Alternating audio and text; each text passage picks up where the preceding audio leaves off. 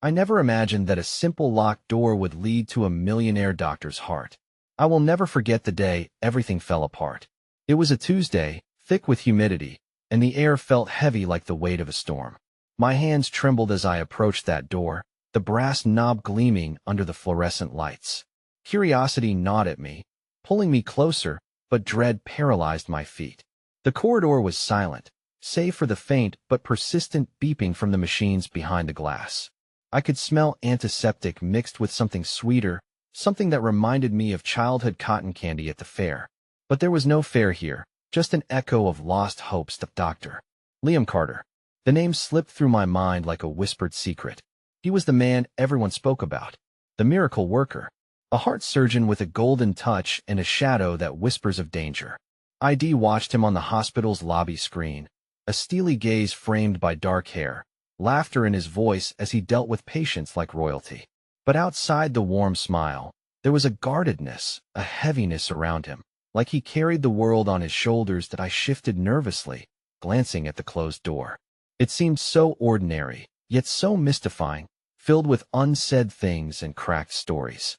I could hear muffled voices beyond the wood, hushed but heated, filled with frustrations and frantic movements. The sound was like a drum, building tension in my chest. I leaned closer, my heart pounding. I needed to know what was happening in there. Suddenly, a sharp squeal of tires echoed from the street outside, sending a shiver down my spine. Someone yelled. Then silence, thick and oppressive. I could feel my heart racing, each beat a reminder of my worries. My mom's face flared in my mind the last time she smiled at me, her eyes bright with hopes for my future. I wished I could pour all my fears into that locked room and see if they'd vanish into thin air. But then came the first crack of thunder, a rumble that felt like a warning, urging me to turn back. Yet the pull was stronger. I pressed my palm against the cold wood, stepping closer, desperate to find answers, to uncover the mysteries of that door. What if my fate was trapped with his? And just as I was about to turn the knob, a scream pierced through the silence. Not just any scream, it was a woman's voice, raw with anguish. My stomach dropped. What if something terrible was happening? I took a step back, swallowed hard, the taste of fear bitter on my tongue. Maybe I should have turned away. Maybe I should have listened to that nagging voice in my head. But as my hand hovered above the knob, chaos erupted inside. The door shook as something, or someone, thudded against it from the inside. The noise ricocheted through my bones, igniting a desperate curiosity that drowned out my hesitations. Was he in there? Was he fighting for someone's life? Or was he fighting against the darkness that consumed him? Hey, before we continue with this amazing story, I need to give you an important heads up.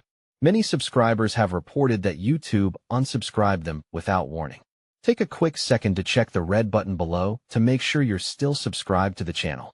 I'd hate for you to miss any of the exclusive content coming soon. And while you're there, smash that like button. It really helps me out with the algorithm. Oh, and tell me in the comments, which city are you watching from? I love getting to know every amazing person who's part of this community. Your participation makes all the difference. Let's connect. The air grew thicker, the metallic taste of fear seeping deeper into my lungs. I stood frozen for a moment, the chaos behind that door becoming a symphony of anxiety that played in my mind, crescendoing with every muffled cry and thud. It was all too much: the weight of my mother's illness, the anxiety about her future, and now this harrowing noise that seemed to draw from both a pain I understood and one I could only imagine. Then, against the backdrop of that tumult, a new sound emerged, softer, almost like a prayer. A voice, feminine yet strong, calling his name. Liam. Liam, please.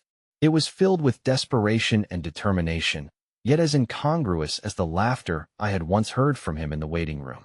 Who was this woman? And why did her voice twist my heart with both fear and empathy? I was torn. The pull to know more, to dive deeper, fought audaciously against the urge to run. I stepped forward, the floor creaking under my feet, and pressed my ear against the cold wood once more. The world outside faded into oblivion. There was only this moment, this living knot of anguish, and perhaps, somewhere nestled in it, a thread of hope. Suddenly, the door swung open, and my heart nearly stopped. I stumbled back, nearly colliding with the sharp corner of a gurney that basked in the fluorescent light. A nurse rushed out, her features drawn tight, hair flying wildly as if she were caught in a storm. She barely glanced at me, her face ashen, before disappearing down the corridor. Something serious was happening. Before I could muster the courage to step into that room, another figure surged forward, Dr. Liam Carter. His expression was a mask of concentration, mixed with something that bore the weight of unimaginable burdens on his shoulders. He looked lost in a sea of urgency, each line on his forehead deepening as he nearly bolted past me.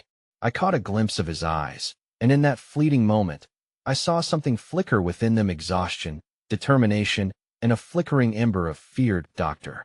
Carter, I called out, my voice trembling, a weak plea against the chaos in the air. He briefly turned, eyes widening in surprise as if he noticed a ghost from his past. But instead of stopping, he shook his head and continued down the hall. I can't, not now, he mumbled, the words nothing more than a breath of air that disappeared in the distance. That I was left standing there, caught in a web of confusion and dread. What was happening in there? Was it connected to the cost I bore in my own heart? The weight of questions swirled around me, the storm within just as powerful as the one rumbling outside. Across the corridor, a faint voice caught my attention.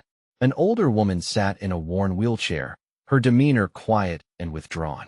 A wave of compassion washed over me as I recognized that same familiar dread in her eyes, the echo of loss mirrored in my own. I approached her slowly, apprehensively. Are you okay? I asked, my voice barely above a whisper. She looked up, surprise and a fleeting sense of relief crossing her features. Not really, she replied, her voice thick with emotion. I came here for my husband. He collapsed during surgery. They haven't told me anything. My heart ached for her. The chasm of fear she must be teetering on, calling to mind my own worries for my mother. I'm so sorry, I said, feeling a strange kinship form in our shared sorrow. I'm here for my mom too. She's in recovery, but I've been waiting to hear more. Is she okay? The woman asked, her sharp gaze boring into me, desperate for good news. I hope so. I faltered, anxiety creeping in like ivy on a crumbling wall. The woman reached out, her thin finger brushing against my wrist, an unexpected act of solidarity. You are strong. You have to believe that. We all have to believe that. Those words hung in the air between us, a gentle encouragement wrapped in the weight of shared struggle. I nodded, grateful for the brief connection, even in darkness. But just then, the cacophony of the emergency room shifted. A doctor, his face blurred with urgency, hurried straight toward the woman. Mrs. Taylor? We have news about Mr. Taylor. My breath hitched in my throat as I watched the woman's face drain of color, filled again with fear. No, please. I heard her plea, the rawness of her voice cutting through the air. And in that moment, I felt a chill run down my spine as reality loomed larger than my own worries. Not just my mother's health, but all the tangled strands of desperation and hope that bound us. I was on the brink of a revelation, an immediate need to confront the source of my turmoil. As I watched the nurse and doctor usher the woman away, I realized that Dr. Liam Carter was no longer just a name on a poster or a guardian of lives on the brink. He was entwined in this chaotic web. And perhaps the door that locked away not only his secrets but also mine had become a gateway for profound change. With courage swelling in my chest, I took a step towards that door once more, ready to confront the unknown. As I reached for the handle, a loud crash echoed behind me, a tray of surgical instruments clattering to the floor. My heart raced, fear intertwining with something else, a flicker of courage urging me forward, but I hadn't anticipated what would come next. The door creaked open slightly, just enough for a silhouette to emerge, cloaked in shadows and uncertainty. It was someone looking for hope amidst collapsing chaos. Suddenly, the lights flickered, plunging the corridor into near darkness, and I heard a voice I did not expect, Dr. Carter calling out, desperate. Where is she? Where is she? The urgency in his tone ignited something deep within me. What did it cost to save a life? What would he sacrifice, knowing full well the weight of such moments? And as my hand remained poised on the slick doorknob, ready to unveil the truth, I couldn't help but wonder, what shocking truth awaited me beyond that threshold, and would I be able to handle it?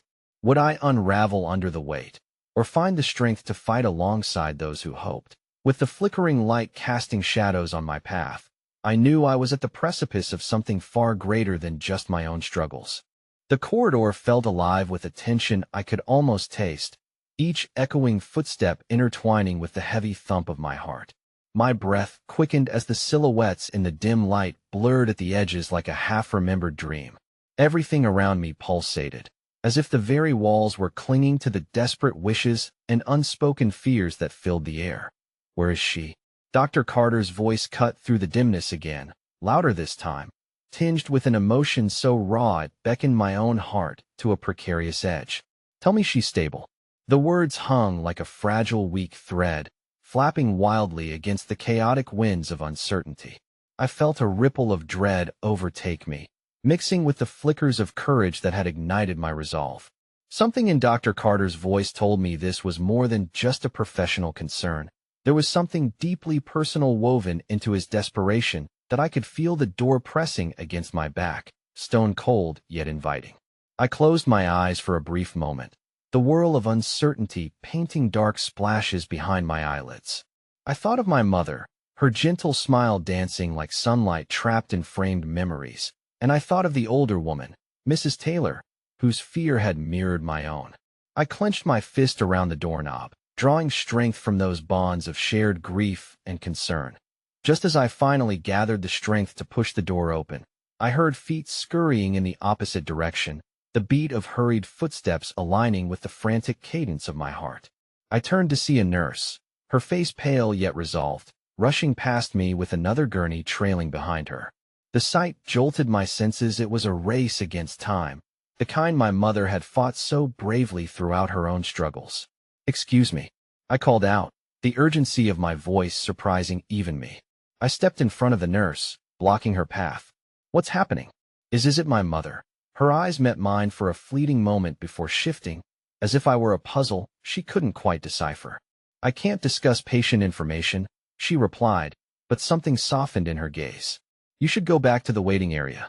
They'll get someone to speak with you." I felt a quiet understanding in those words, as if she too had once known the suffocating weight of uncertainty, but the thought was a fleeting comfort as I stood near the doorway. My voice trailed off. "There's something in there. Dr. Carter." In that moment, I almost divulged my intent, my urge to confront him, but the thread of my own fear pulled tight around my throat. What if I was wrong about him? What if he harbored more than just the burdens of a doctor? Before I could say more, a new figure emerged around the corner, an older man, his face lined with sweat and worry. He took one look at the nurse and nodded, his mouth moving rapidly as if seeking answers before the ground could shift beneath his feet. "What's happening? Tell me she's okay." I felt a pang of empathy collide with my anxiety. Just like that older woman, this man was caught in the net of despair, unable to see the light through the waves of chaos crashing around him. But my heart was too heavy to bear their struggles as I stood on the precipice of my own rage to understand. For every heartbeat that pulsed in my chest, I felt the echoes of shadows whispering that perhaps moving forward was not just about facing the doctor, but also about confronting the fears I had long buried within. Without thinking, I turned back toward the door, finally poised to step beyond the threshold, clutching that door handle as if it held the promise of clarity. What lay behind it screamed for attention, urging me to uncover truths meant to challenge the very foundation of my world right at this moment. And then, at the exact moment I twisted the handle, the lights flickered violently, plunging the corridor deeper into darkness as a loud crash echoed through the air. An announcement blared over the intercom, sending ripples of panic reverberating in my stomach. "Code Blue Room 7. A wave of cold disbelief washed over me. That was my mother's room.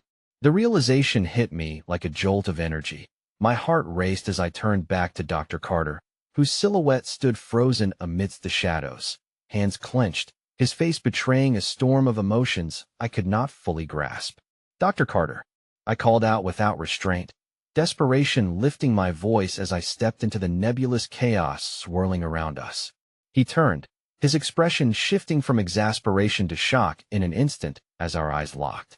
Before I could reconstruct my thoughts and emotions into coherent words, he rushed toward me, his frame filled with the intensity of someone caught in a battle against time itself. "Stay back." he warned, but it was almost gentle, as if he was both concerned for me and wholly consumed by the urgency of the circumstances. But I couldn't untangle my own feelings of dread from his. What's going on? What happened to my mother? The moment lingered, a suspended beat in time full of dread. And then, in a terrible breath between heartbeats, he stepped closer, his voice dropping to a near whisper, yet filled with an urgency that made my blood run cold. I'm doing everything I can, but we might need to consider other options. Those words hit me like icy daggers, their meaning spiraling through the darkness, ensnaring my very being in a vice of terror. As Dr. Carter's eyes bore into mine, emotion swirling with something I dared not articulate, I suddenly stood at a crossroads. Would I retreat, safety cradled in ignorance, or press onward into that unknown void, risking everything for a truth that could rip the world I knew asunder? The door trembled under my grip, and in that moment, the lines between fear and courage blurred, darkening the space around us. I felt the world tipping precariously on its axis while behind the door, life and death danced on the edge of a razor-sharp decision. And just when I thought I had found my footing, the emergency sirens blared through the corridors, their wailing demand echoing the turmoil in my heart. I was no longer standing on the brink, I was plunged into chaos, a relentless storm ready to unfold. The noise swirling around me amplified the anxiety nesting low in my stomach, a drumbeat of dread just waiting to unleash a flood of anguish. I could feel the weight of every pair of eyes in that corridor glued to the unfolding chaos. But the reality of my mother possibly fighting for her life dwarfed all other concerns. Everything external faded to a blur as an unrelenting ache took root in my chest. Dr. Carter. I plowed through the thick air, my eyes catching the glint of his white coat. There was desperation there, but not just his. Mine intertwined in that moment, a plea wrapped in panic. What do you mean by considering other options? He paused, breath hitching, and for a moment we both stood, suspended in time, until his throat tightened, and he spoke with a gravity that cracked my resolve. If we can't stabilize her, there may be. He stopped, the weight of his words hanging heavy in the space between us. What? I pressed, my voice almost a whisper.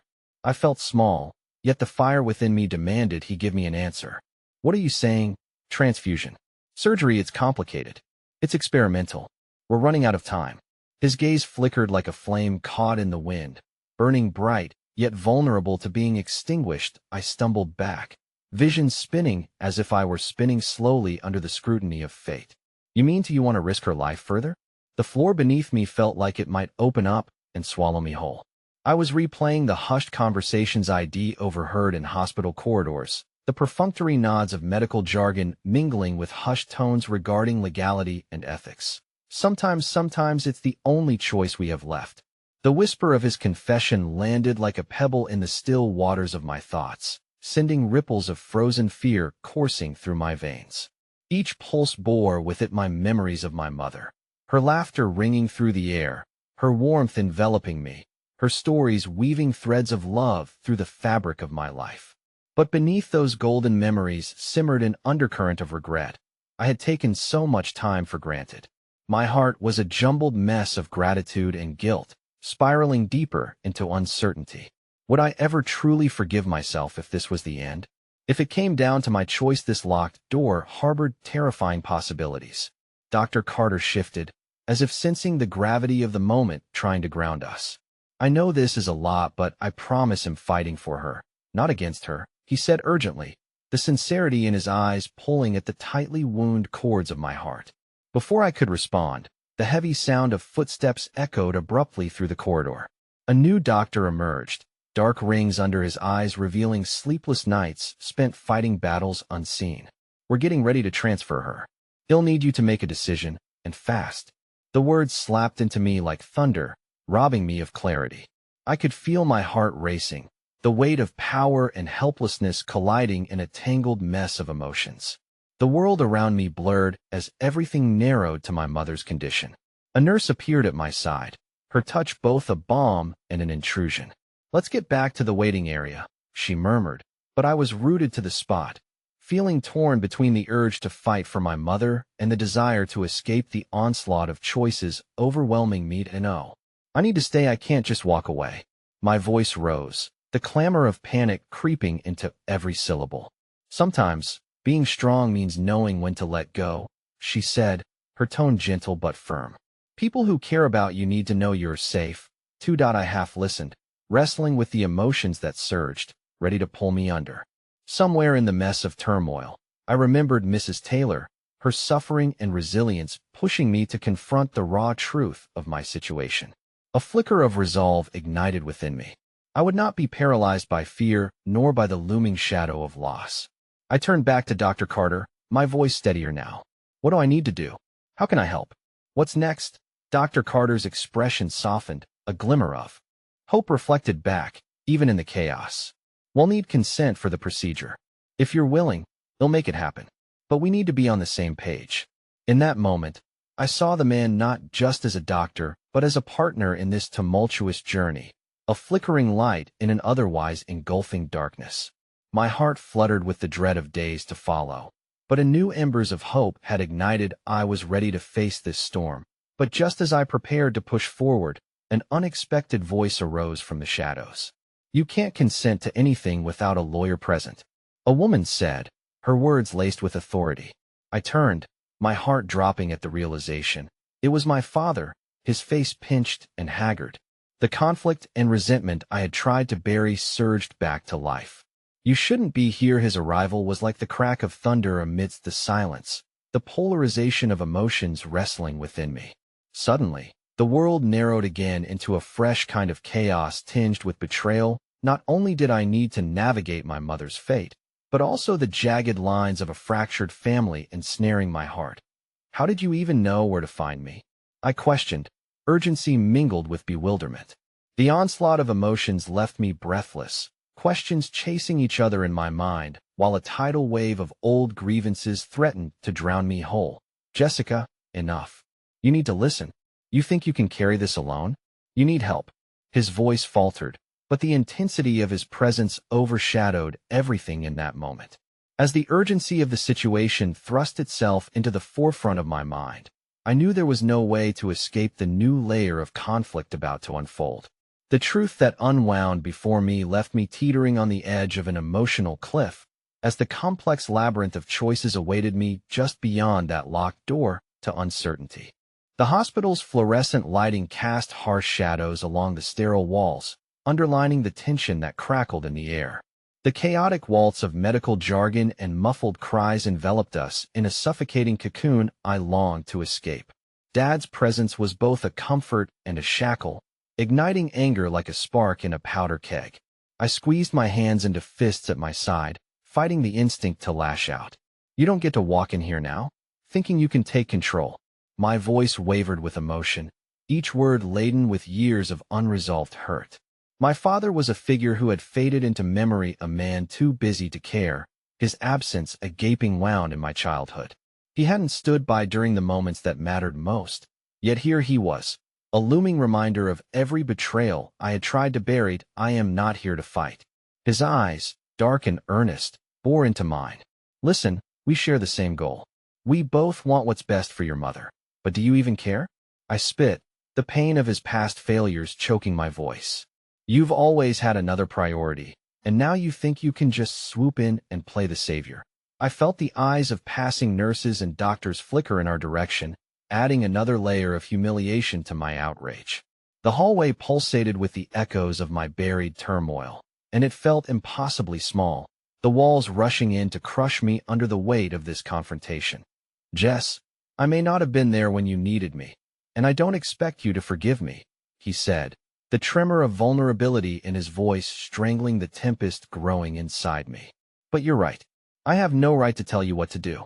I just want to help. Around us, life moved on as people rushed back and forth, oblivious to our family storm brewing in the waiting area. A part of me wanted to believe him, to embrace this olive branch extended in a show of solidarity. But every fiber of my being pulled me away from that truth, pushing me deeper into the isolation that had become my companion. That I glanced at Dr. Carter, who stood silently observing the exchange, a gentle concern etched across his face. I'm sure we can all work together here, he interjected softly, his hand resting on the clipboard. as if it could ground us in this chaos. Your mother needs every ounce of love and support right now. We can't afford any distractions. If you both can focus on what she needs, no distractions. The bitterness slipped through my teeth like bile. Like the distraction of his presence? How can I focus when everything feels jagged and raw? You think it's easy for me? I'm torn apart watching my mother fight for her life, while I hesitated, the weight of painful memories pressing down harder than my frustration. While he acts like he cares now, it's not like I knew what to do. Jess, Dad said, desperation clinging to his voice. I wasn't equipped to handle the stress, the pain. But I'm trying now. Can't you see that? My defenses hesitated, yet I couldn't let myself be swayed.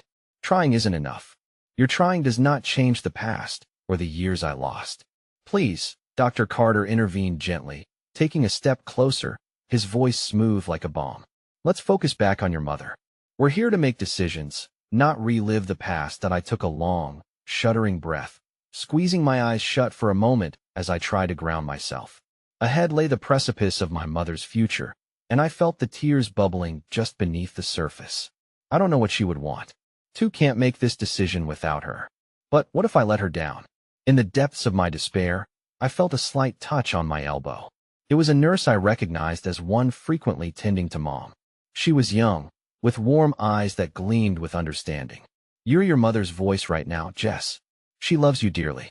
Whatever decision you make will be one that honors her. I nodded slowly, the weight of her words forming a thread that began to weave through the cacophony of emotion, starting to stitch together the pieces of my fragmented thoughts.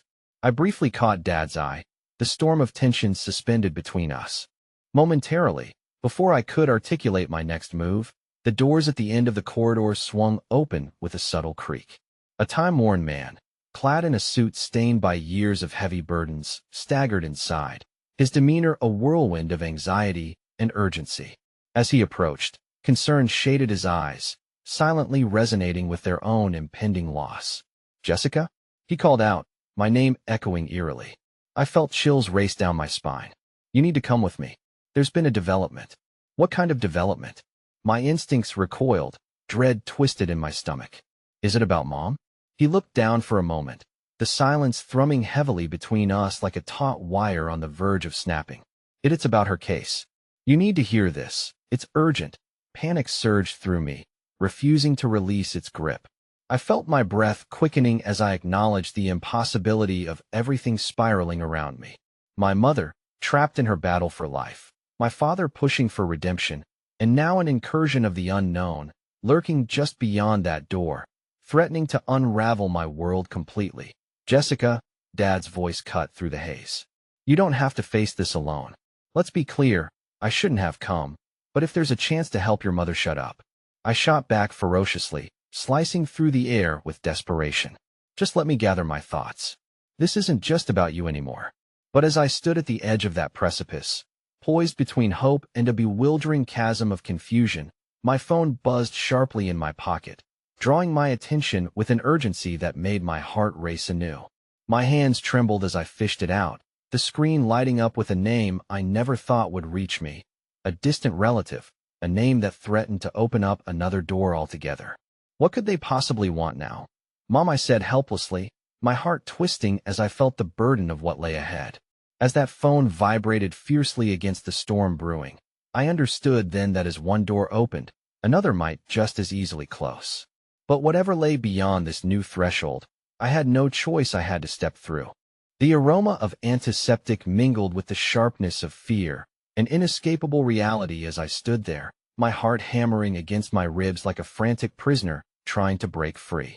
I could see Dad's face, caught between shame and desperation, while the stranger's gaze felt heavy with the weight of foreboding news. The fluorescent lights flickered overhead, and I cursed my vulnerability as tears threatened to spill over. Jessica, the man urged gently, the somber gravity in his voice compelling me to pay attention. You need to come with me right now. It's important. That I looked back at my father, searching his eyes for something an anchor, a sign of solidarity, perhaps even forgiveness. But the storm clouding them reminded me that old wounds have a way of resurfacing, and no matter how much he might want to help now, the years of absence dulled that hope. Can't you give me a moment? I snapped, the irrational anger boiling up again. This is all too much, and I don't even know you. I understand your hesitance, he replied, an almost palpable empathy radiating from him. But this concerns your mother's health, and it could change everything. The very reminder of my mother's fragility siphoned the anger from my body and replaced it with icy dread. What do you mean change everything? The walls suddenly felt like they were closing in. The hospital was a labyrinth of desperation and untreated grief, and I was like so many before me, trapped in its unyielding hold. Jessica, please. The man's voice softened, his tone penetrating the thick fog of my thoughts. I wouldn't bring you here unless it was truly urgent. With a reluctant sigh, I stepped forward, my fingers instinctively brushing against the cool metal railing of my mother's room just down the hall. Okay, then lead the way, I muttered, turning my gaze back to my father one last time. Stay here, I followed the man down the corridor, every step echoed with uncertainty.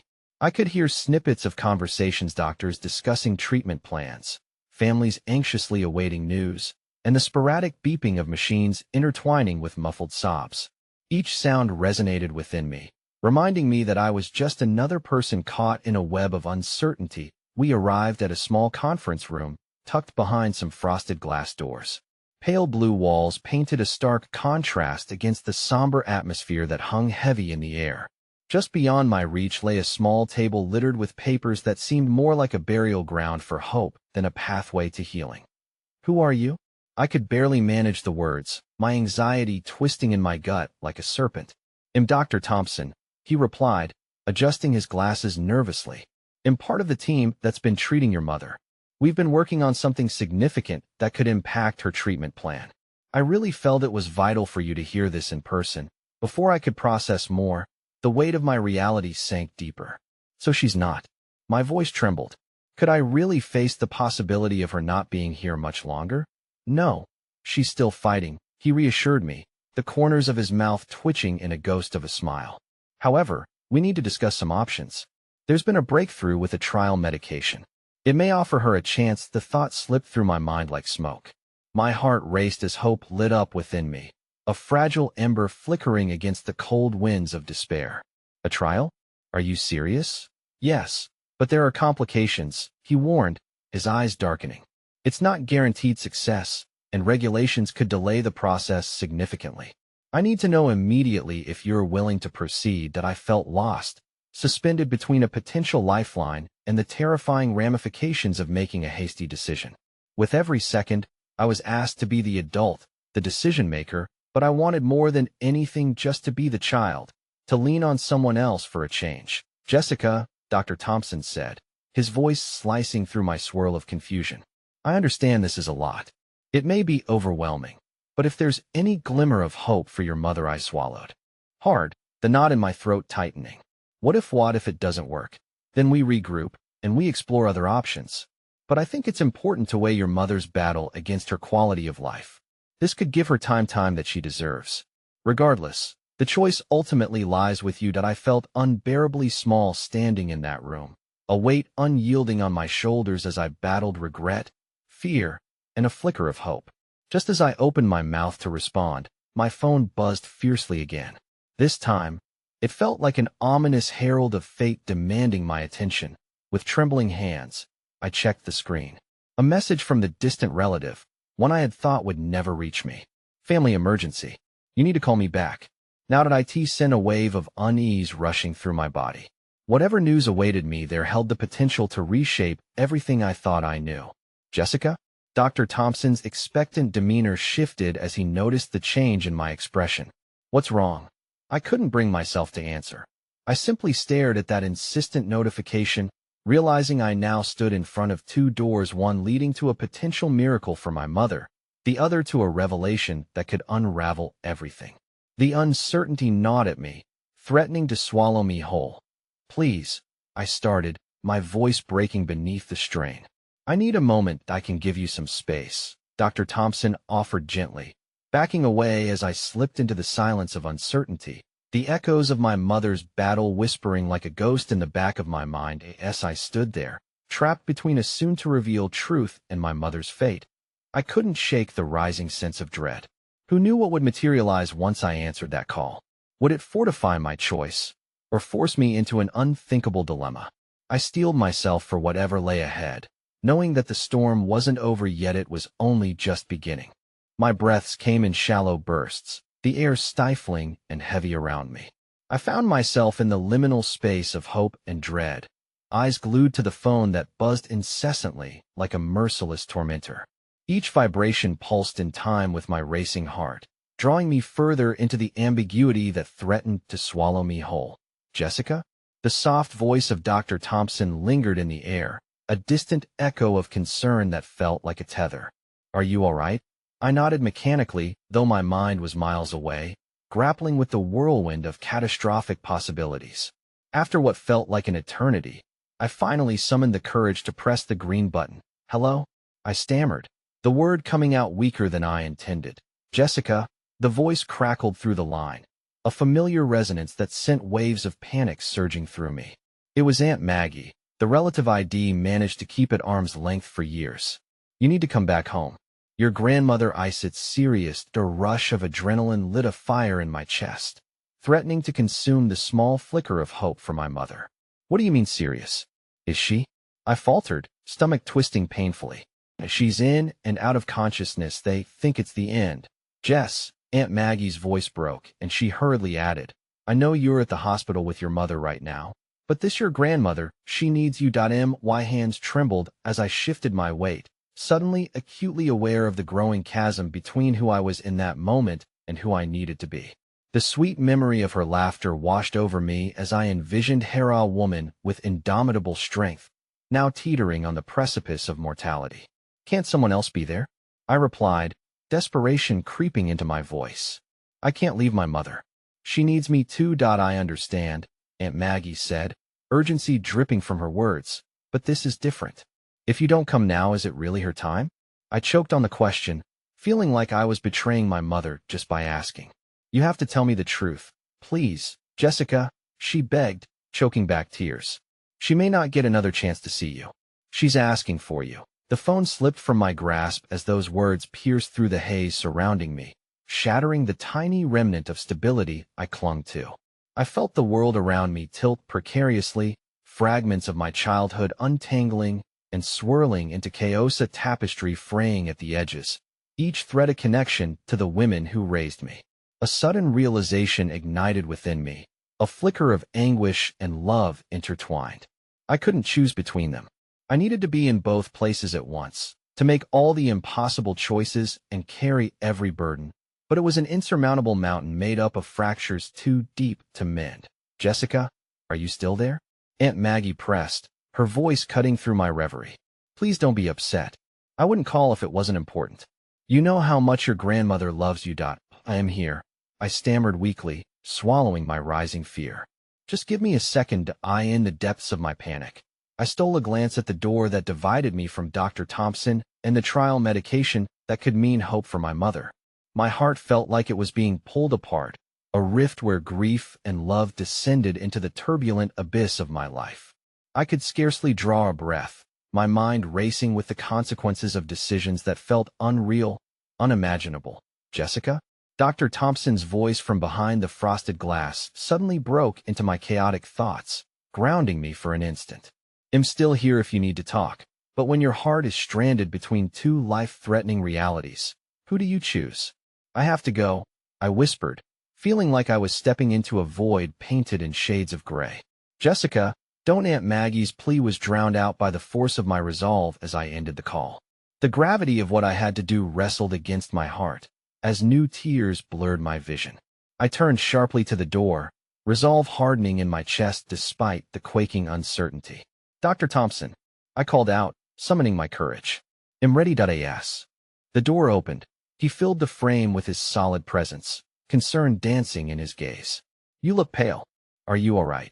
Not really, I admitted, taking a step forward, fragile hope battling overwhelming fear. Booty want to proceed with the trial for my mother. His expression softened. That's a brave decision, Jessica. Are you sure? Yes, I replied with a certainty that felt like a thin veneer over doubt. I have to believe it's worth fighting for. Dr. Thompson's nod gave me a sense of purpose, and for a fleeting moment, I felt anchored, tethered to a reality where hope could exist. But just as the shadows receded, the phone buzzed next to me again. Another ominous reminder of complications lurking just beyond reach. "Are you ready for the paperwork?" he asked, gesturing for me to take a seat. But as I sat, a sense of unease swept through the room, weighing heavy like rain clouds ready to burst. "Not it yet." I hesitated, a moment of clarity urging me to reveal the turmoil brewing inside. "I think there's something else I need to consider first." "Of course," Dr. Thompson replied. "But time is of the essence." Jessica as I looked into his eyes, the gravity of my situation solidified. The note of urgency, the ticking clock, it hung over me like a pendulum, reminding me that every second mattered. An overwhelming realization struck me, and I felt sluggish as clouds rushed through my mind. "All right," I finally uttered, clenching my fists as a surge of determination surged through me. But somewhere deep inside, I feel like I'm choosing the wrong path. Every choice weighs heavy, but it could lead us to where we need to be, Dr. Thompson assured me. His warmth offered a small bit of solace, and as I signed the papers, a question began to surface in the back of my mind. It tugged at me like a forgotten memory, yearning to be acknowledged. Yet at that moment, the shadows of uncertainty loomed larger than I was ready to face. Just as I signed the final page, a loud commotion erupted from the hallway, the frantic cries of a woman who sounded all too familiar. My heart dropped as I recognized the voice, and in that haunting moment, it hit me. I wasn't the only one wrestling with fear in this hospital, not the only one clinging to lost hopes. "Jessica," the voice called, tinged with desperation. "Where are you?" My skin prickled as I recognized the raw emotion in Aunt Maggie's voice. I glanced up at Dr. Thompson, my heart now racing for a different reason. "What if I told you I needed to rethink everything?" I questioned, uncertainty flooding back in full force as the chaos intensified outside the door. And then it hit me, a striking revelation that sent waves of dread crashing over what used to feel solid. What if my grandmother's illness turned into a thread that could unravel all hope for my mother too? He watched me closely, and I realized, standing on that precipice, that my heart was about to shatter into a million pieces. I stood frozen, the weight of my choices suffocating. Aunt Maggie's desperate cries echoed off the sterile walls of the hospital, each inflection a knife twisting deeper into the already gaping wound of my heart. I could almost feel the urgency of her footsteps pounding down the corridor, bringing with them a storm I was desperately trying to avoid. "Jessica," she shouted, a rawness in her voice I had never heard before. It threaded through my resolve like a vine, slowly strangling whatever determination I had left to focus on my mother. "Aunt Maggie," I started, but my voice was swallowed by the cacophony outside. What if my grandmother's illness turned into a thread that could unravel all hope for my mother too? The words tumbled from my lips, barely a whisper, yet laced with terror. I felt the truth of that possibility seep into my bones, freezing me in place. Dr. Thompson regarded me with an expression that mirrored my own internal struggle. He opened his mouth, as if to respond, but a sudden crash resonated from the hallway, drawing both our eyes to the door. Without warning, it burst open. Aunt Maggie stood there, disheveled and breathless, face flushed with panic but alive with an energy that demanded attention. "We need to go," she urged, her eyes darting between me and Dr. Thompson. "Now, what happened?" I asked, dread pooling in the pit of my stomach. "I just spoke to Mom," she said, the wildness in her eyes making it clear that something was terribly wrong. She's unconscious, Jess. They're saying it could be any moment." "Unconscious?" I echoed, feeling the walls of the hospital close in around me. "No, she was supposed to be stable." Dr. Thompson put a steadying hand on my shoulder, and his presence felt strangely grounding amidst the tumult. "Jessica, we have to act quickly. I need to see my grandmother," I shouted, the plea turning into a desperate cry. It was no longer a question but a primal instinct that surged within me, urging me to flee from this sterile room, this impending fate that loomed over us like a dark cloud. Aunt Maggie moved closer, her grasp tightening around my arm as if I might dissolve into thin air. "Please, Jess. Time is not on our side." A surge of adrenaline flooded my veins, and without any more hesitation, I nodded. "Let's go." We raced down the corridors, the sterile environment morphing into a blur of colors and sounds as I pushed toward the heart of my family turmoil. My mind fought to comprehend the whirlwind of emotions, fear, disbelief, and a flickering hope that perhaps, just perhaps, I could bridge the widening chasm that threatened to erase the two most important women in my life. As we rounded a corner, we neared the nurse's station. I caught a glimpse of two nurses huddled together, locking eyes with a rolling sense of urgency that made my stomach drop. "This way," Aunt Maggie called, pulling me toward the nearest patient room, but a hesitation gripped me. What if she's already gone? The words burst from me, bearing the weight of agony and anticipation. My heart ached, teetering on the brink of despair. "She's still fighting," Aunt Maggie replied, her voice breaking as we approached the open door. And so should we. The room was dim, leaving only the ambient sounds of machines keeping weak rhythms of life alive. I stepped inside, each footfall muffled by the soft linoleum floor, and my breath caught in my throat when I finally saw Hermie grandmother, frail and pale, tangled in a mesh of wires and tubes that seemed to hold her together. Her chest rose and fell with arduous effort, but there was an undeniable light etched into her features as she lay there, oblivious to the passage of time. "Mom," Aunt Maggie choked out, stepping closer, yet the warmth of her connection felt like a bridge too far. Dread coursed through me again. Were we too late? Should I be here? Was I abandoning my mother in her time of need? And then she stirred me. Grandmother's eyelids fluttered open, revealing murky eyes that blinked slowly, struggling against the haze of medication. "Jessica?" The faint croak of her voice shattered whatever semblance of solidity I had left. "I'm here," I said, fighting the tears that welled. "I'm here, Grandma." Recognition softened her features, and I could see the flicker of a smile breaking through the shadows of her pain. "I've been waiting," she whispered, and just like that, the earth shifted beneath my feet.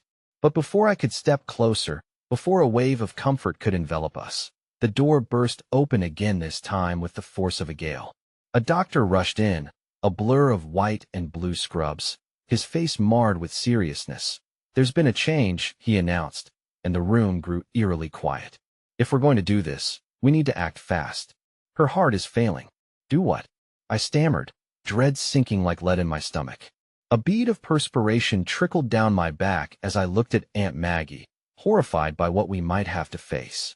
"Jessica, we need to make a decision right now." "I don't know how long she has," the doctor pressed, his urgency palpable in the air that seemed to thicken with despair. Time felt like it unraveled before me. A million choices stood there, starkly illuminated by the fluorescent lights, breathing hope and dread, a juxtaposition of life and loss. I choked on my despair as I faced the tormenting truth that perhaps I was always going to have to choose, that the two worlds I so desperately wanted to hold together would inevitably pull apart. And just as I opened my mouth to express my fears, the machine beeped, a long, drawn-out sound that resonated through every fiber of my being. My gaze flew back to my grandmother. "Grandma?" "No, no," I whispered, taking a step forward, my heart thundering in my chest. Aunt Maggie gripped my hand, her own trembling. "Please, Jess, we can't." But it was too late. In that one horrific moment, all I could see was the darkness creeping in. Everything felt too stark, too painfully real, the choice between two lives, each pulsating with love, yet now, irrevocably separated by the kind of loss that made every heartbeat like a chant of survival. Suddenly, the chaos around me blurred, a cacophony of shouts and cries, and time itself felt suspended. I felt a rift crack open beneath me, threatening to swallow us all. The room spun, and my resolve began to shatter like glass. And then, just as that final shattering sounded in my heart, I heard another voice, this time, a bright and hesitant call that cut through everything. "Jessica?" It was a soft voice, a gentle hand reaching through the chaos, yet I couldn't place its origin. But it swirled around me, palpable and persistent. All hope was in a delicate balance, as if a single breath could bring either destruction or redemption. What was once solid ground now trembled beneath me as I closed my eyes, bracing for the inevitable crash. The cliff in front of me mulled over which way my heart would plummet. The air felt dense with uncertainty as my heartbeat echoed like a drum in my ears. I clung to Aunt Maggie's hand, as if she were my only tether to reality. The cries for help became a cloud of noise, swirling with each failed beep from the machines monitoring my grandmother's fragile state. Jessica, the voice teased again, clearer this time, reverberating in the hollow pit of anxiety within me. Please, don't give up on me. I opened my eyes slowly, feeling the weight of despair and hope intertwining in a precarious dance. I turned slightly, yearning to find the source of that voice, a shimmer of recognition in the shadows. And there was a figure half in the darkness, half emerging into the light, face partly obscured by the doorway. Who? I started, my words stumbling over the fight for breath in my throat. With timid confidence, the figure stepped closer, revealing a warm expression coated with concern. It was Dr. Lucas Hartman, the doctor who had been treating my grandmother, known for his skill and uncanny ability to navigate delicate situations with precision. As if drawn into a lens of familiarity, my heart cracked open a fraction, seeking solace in the unexpected comfort he exuded. That I need you to focus, Jessica, he said, and his brown eyes held me steady. Your grandmother is fighting for every moment, and she needs you to be strong. I felt the rush of connection evaporate a bit when I thought of what lay in front of us. But what if? 100 questions collided in my mind, but I knew that now was not the time for them. Right now, it's about that fight, Lucas interrupted softly but firmly, as he glanced toward the monitors where numbers pulsed alarmingly. She's shown tremendous spirit, but she needs more than just medical support. She needs her family, especially you, here by her side. For a fleeting moment, I saw clarity in his determination. A glimmer of hope flickered in that enveloping darkness. We'll need to take action soon. Can you help me talk to her? It might make a difference. The room felt both impossibly small and vast as I considered his words. Teach my grandmother to fight again? To draw in the strength she had hidden away? I nodded, resolution blooming within me like the first light of dawn. Grandma, it's me, I said, summoning a voice that felt steadier than my racing heart. It's Jessica. I'm right here.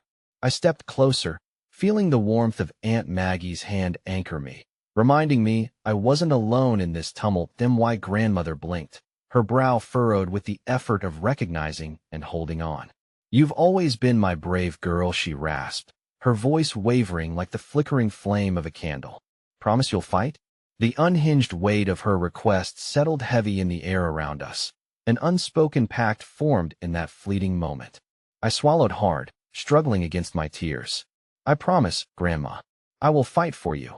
Lucas moved quietly, positioning himself behind my grandmother, ensuring cords remained intact, yet prepared for an intervention if necessary. Jessica, it's time for you to speak to her. Don't hold back. Let her know there's still much left for her here to live for. With every word, every sound, it felt like my grandmother's breath lengthened, steadied by the simple truth of my presence.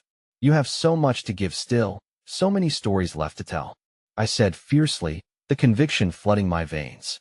Don't you dare leave us now. You are the glue of our family. We need Yumi. Children need to know their great-grandmother. The faintest of smiles crossed her lips, something akin to life sparking within her once more. Each word I uttered became a thread weaving through the fabric of her reality. And in those moments, I felt the unyielding power of hope rising, infusing us with an unexpected resiliency as I leaned in closer, cradling her frail hand in my own. Jessica, you are a light to her, Aunt Maggie whispered, emotion choking her voice. She held my gaze with a mix of pride and pain, the wrinkled lines on her face bearing witness to our shared journey. Keep that spark alive. It's all we have right now. As we stood there, a fragile bridge forming between life and loss, I sensed Lucas' presence silently supporting us, a guardian in the chaotic storm. Yet, just as resolution tightened in my chest, the alarms began to crescendo, a dissonant cry of urgency slicing through our moment. Lucas leaped into action, eyes now sharp with adrenaline. Stand back, he instructed. His authority commanded our attention, focusing my scattered thoughts directly on my grandmother.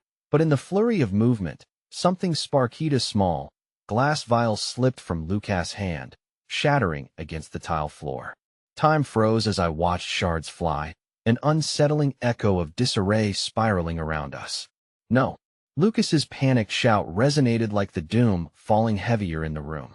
And in that instant, I felt a twinge, an inexplicable crack running through the ring of our unity.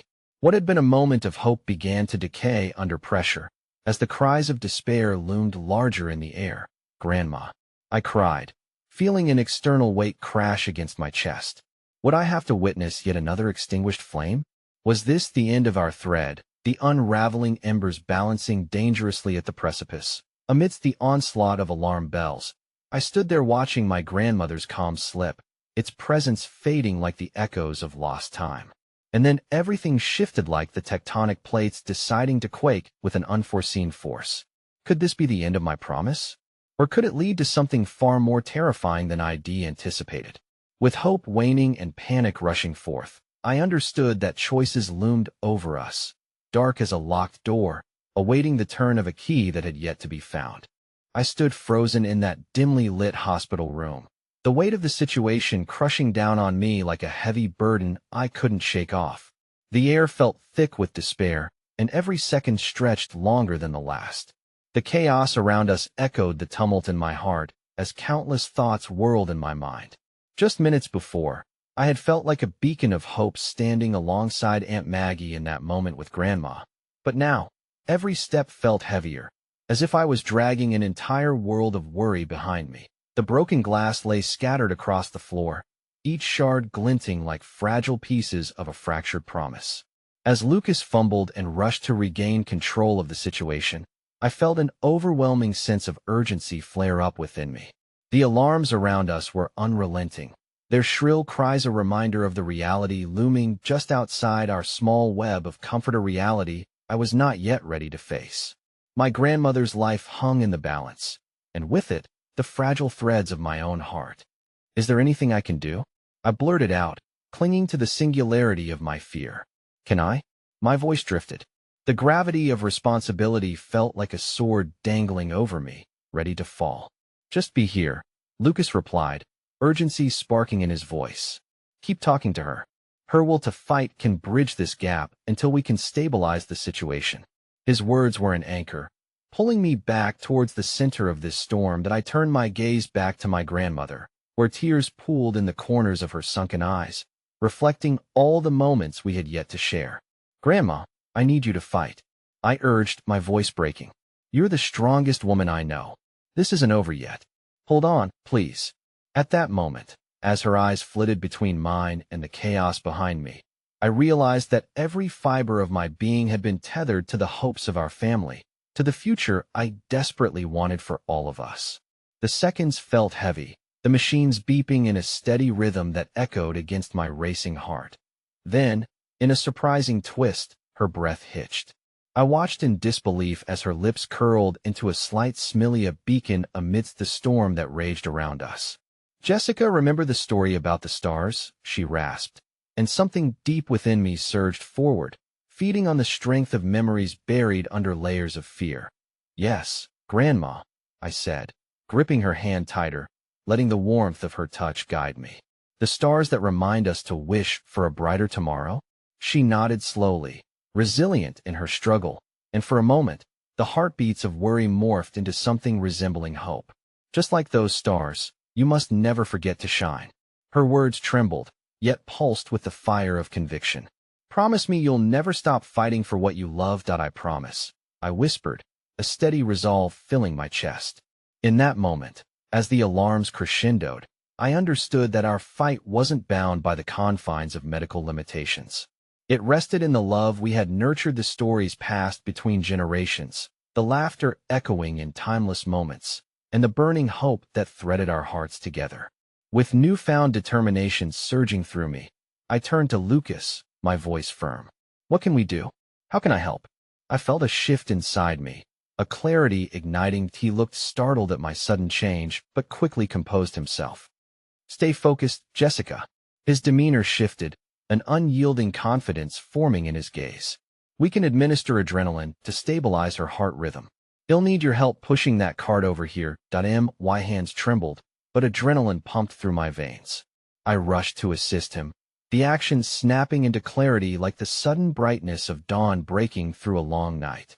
With resolve stitching each heartbeat together, we worked seamlessly, the chaos morphing into a dance diverted by sheer willpower, a push toward reclaiming life. Just when we stabilized her, her breathing evened out, and the beeping sophanita shadow slipped behind me. "Dr. Thompson, we found the transfusion option you need," he called out. My heart soared at his appearance, a balm of hope interwoven with urgency. "But we're racing against time. Jessica, we really need your consent now, or we could lose her." I glanced over at my grandmother, still fluttering between this world and the next. Every breath she took felt like a stampede of fears crashing against my chest. But amid the dread lingered a flicker of lighter realization that I could harness this moment. "Yes," I shouted, the word bursting from me like a lifeline. "Yes, whatever it takes." I hesitated, glancing back at my grandmother one last time. Make sure she knows how much she means to us. The palpable calm washed over me, and as they prepared the transfusion, I squeezed her hand fiercely. "You have so much love around you, Grandma. You're not alone in this fight. We're right here with you." The room buzzed with activity, but in that moment, I birthed the unyielding desire to weave strands of our family's love into a tapestry, binding us through every storm, every heartache. I caught glimpses of Aunt Maggie, her face etched with hope amidst cautious worry, and I felt the invisible connection of our shared struggles, painting pathways through the fabric of our legacy. And just as I began to accept the tumultuous tide of emotions stretching like trembling tendrils in every direction, one final wave crashed upon us. A soft gasp erupted in the room as my grandmother's eyes opened wider, clarity settling in amidst the haze. "Jessica," she rasped again, that gentle remnant of her spirit pushing through the turmoil. "You stayed." My heart swelled as light poured in through the cracks. "Always," I promised, my voice breaking under the weight of every word. Now, each heartbeat felt like a heartbeat reborn, every breath a shared prayer, and in this newfound cocoon of hope, I was willing to face the world beyond the doors, the fears, the heartaches, the grief, and with every layer of emotional turmoil, I realized the greatest lesson of this journey. In the depths of uncertainty, love remains unbreakable, fluttering like a beacon through the darkest storms. A star illuminating the path toward home. As the doctors continued their work, and the heartbeat monitors sang a steady rhythm, I held onto that connection as tightly as I could. It was the promise of so many new stories to tell, of hope intertwined with resilience, and in that moment of clarity amid the chaos, I remembered my grandmother's final wish. Always fight, never stop shining. And with that beautiful fracture of light at the end of our tumultuous journey, I understood the impact of love and loyalty, undying like the stars, forever shining against the darkness, redirecting the journey of our hearts toward healing. I found the light that would guide the way through even the most formidable darkness. That was when I finally understood.